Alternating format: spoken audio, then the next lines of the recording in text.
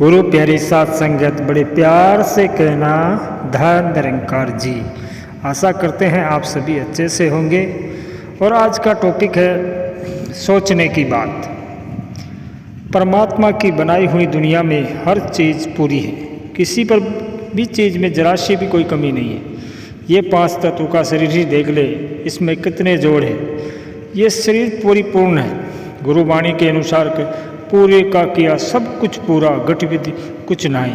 ठीक, कितनी हैरानी की बात है कि मानव शरीर सर्वश्रेष्ठ योनि है, फिर भी किसी से भी बात करे तो हर कोई दुखी परेशान नजर आता है, पेशे वाला भी और रोज कमाकर खाने वाला भी।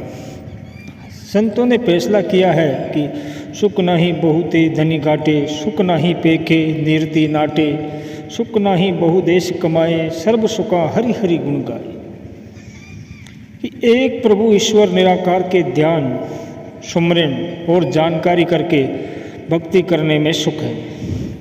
इसके बिना किसी भी चीज़ में स्थायी सुख नहीं है। मगर हमें इस बात पर कितना भरोसा है, ये सोचने की बात है। वास्तविकता में हमें सुख दुख का पता ही नहीं है और न ही हमने इसको कभी जानने की कोशिश की है। संपूर्ण अवतार वाणी फरमाती है कि हे सुख दे मतलाशी बंदे, दुख बद दादा जांदा ए, पूर्व बोलू तू जाना चाहे पश्चिम कदम बचांदा है। कि निरंकार को जानने के बाद अगली व्यवस्था यही है, जहाँ हमने पहुँचना है। सिर्फ जिक्र ही नहीं करना है। हर संत जिसे सतगुरु ने ब्रह्म ज्ञान देकर श्रृंगारा सुवारा, वह अपने आप को अभी ऐसा समझ ले जैसे कि एक स्काई ड्राइव करने वाले, आसमान में उड़ने वाले जहाज से छलांग लगाने वाले, पूरी तरह तैयार होकर छतरी पीठ पर बांधकर हर सुविधा से लैस होकर हजारों फुट ऊपर आसमान में वायुमान में बैठे होते हैं। उस समय उन्हें सिर्फ एक आदेश की आवश्यकता होती है कि कूद जाओ। उस समय सोचने के लिए जरा सा भी समय नहीं होता है। वायुयान का दरवाज़ा खुलता है और उसी वक्त कूद जाना होता है। कोई भी ऑप्शन ही नहीं होता है। आज भी अगर ब्रह्म ज्ञान समझ में आ गया है तो मुझे अभी सोचना है कि मुझे भी आदेश आ चुका है, मैंने उसके अनुसार एक्शन लिया है कि नहीं। अभी भी मैं अपने ही दुखों सुखों में उलझा हुआ हूँ या मैंने उस पर चलना आरंभ कर दिया है। एक ज्ञानवान संत में और दुनिया के एक आम आदमी में बहुत अंतर होता है। ज्ञानवान के पास ज्ञान की रोशनी और गुरु की मत होती है, उसका पल पल पथ प्रदर्शन किया जा रहा है। संगत में जाकर मत दोई जा रही हैं, जीवन जीने की कला सिखाई जा रही हैं। अब सोचने की बात यह है कि कितने संत हैं जो अपने आप को सुखी मान रहे हैं और कितनों की दौड़ समाप्त हो गई है। कितने हैं जो राम रतन धन पाकर शांत हो गए हैं। कितनों का सोचने का ढंग बदला है। जिनकी ये अवस्था बनी है वही गुरु का काम कर रहे हैं, वही तप त्याग कर रहे हैं। उनको ये संसार घर में आए हुए मेहमान की तरह लगता है। एक मेहमान किसी के घर जाता है तो घर के सदस्य उसकी बहुत सेवा करते हैं और अपने पास कुछ दिन रख भी लेते हैं। उस घर में उसे सब कुछ मिलने के बावजूद भी मेहमान को अपने घर की याद सताती है कि मैंने वापस अपने घर जाना है।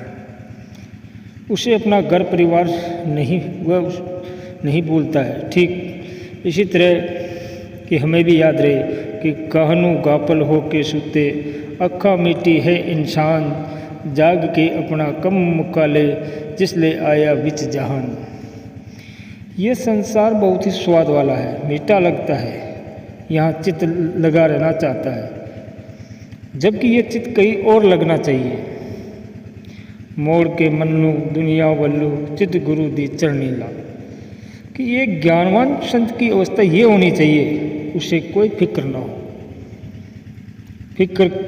फिक्र कर दे बावरे, जिक्र कर दे साध, उठ फकीरा जिक्र कर, तेरा फिक्र करेगा आप। जिक्र नहीं होता इसीलिए तो फिक्र समाप्त नहीं होती। ये सुनकर भी मन को धीरज नहीं आता। कि तेरी चिंता एहो करसी एदा न्याम ध्याई जा। इसे इंसान की फितरत कहे या बदकिस्मती कि दिन रात संतों की शिक्षाओं को पढ़ रहा है पर विश्वास नहीं हो पा रहा है कि मेरे संसार में आने से पहले यह प्रारंभ में कुछ पिरोया गया है। संत महात्मा गुरु पीर पैगंबर भी इस प्रारंभ का सम्मान करते हैं।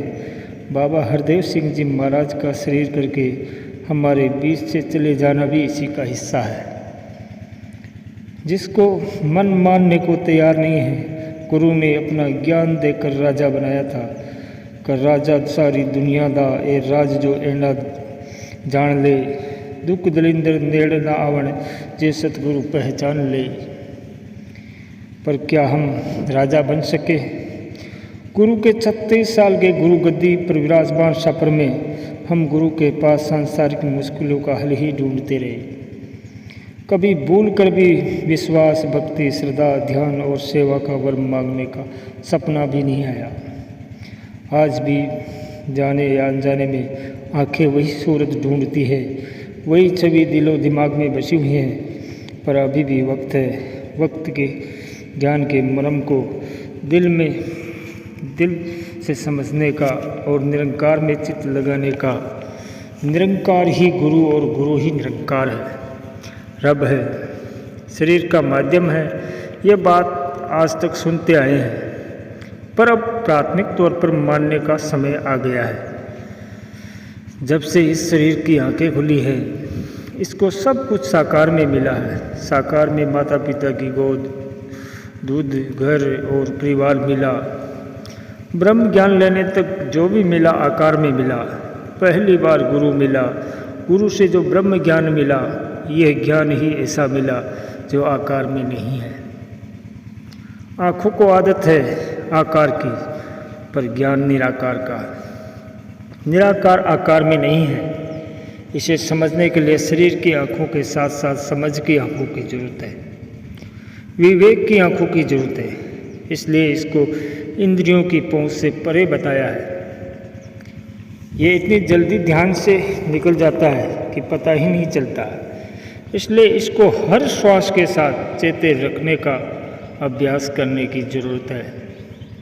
तभी आदत बनेगी आकार रहित निरंकार को मन में बसाने की।